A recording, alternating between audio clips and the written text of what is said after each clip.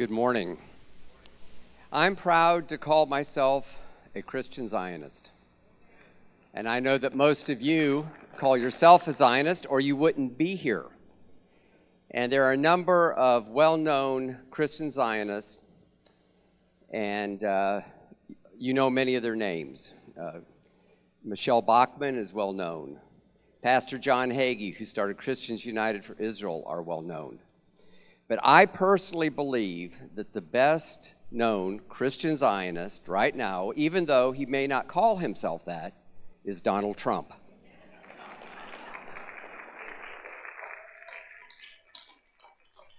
And I say this because I've spent the last 2 years researching his life and administration and campaign and writing 2 books, God and Donald Trump, and more recently, Trump Aftershock, which just came out last week.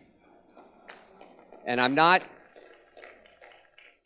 here to push my books, although they're available wherever books are sold. But because it's given me an opportunity to find out what Donald Trump believes, and also it was actually one of the reasons I wrote God and Donald Trump, was to talk about where God is in all of this, raising up a very unlikely person like Donald Trump to be President of the United States. It's also opened a lot of opportunities for me personally to be on media that I'd never been on.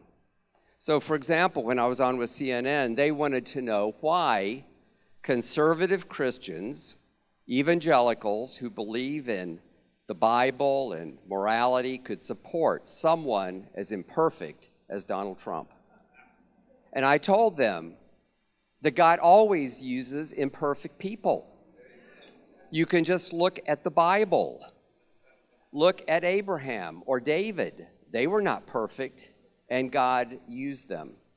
Or look at King Cyrus, the pagan Persian king who God used, and God said in Isaiah 45:1, I have known you, or I have called you even though you have not known me. For me, it was a hurdle getting over Donald Trump's imperfections to support him originally. But when I started hearing him being compared to King Cyrus, I thought if God can use King Cyrus, he can use Donald Trump.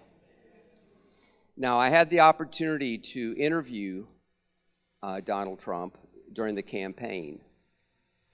And as I've gone around and talked on media, they've asked me why evangelicals still support him. And I tell them that one of the biggest things he's done, one of the aftershocks, I call them in the book, is not only the booming economy and the muscular diplomacy and all these things, but has been how he has supported Israel and how he has moved the embassy from Jerusalem to Tel Aviv. Which, I'm sorry, what did I just say? No, that was Barack Obama.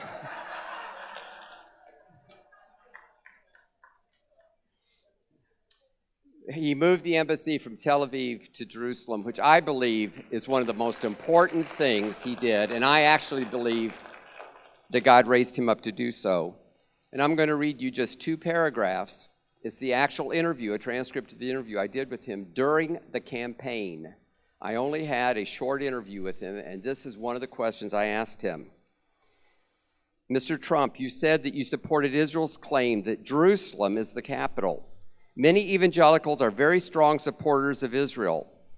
How would your policies toward Israel differ from your opponents?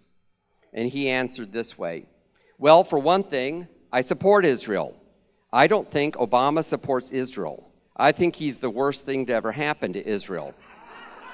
The Iran deal is a disaster for Israel, and I'm very supportive of Israel and have a tremendous relationship in Israel and have a son-in-law who's Jewish married to my daughter. I will be very strongly in favor of Israel. And like Donald Trump likes to say, promises made, promises kept.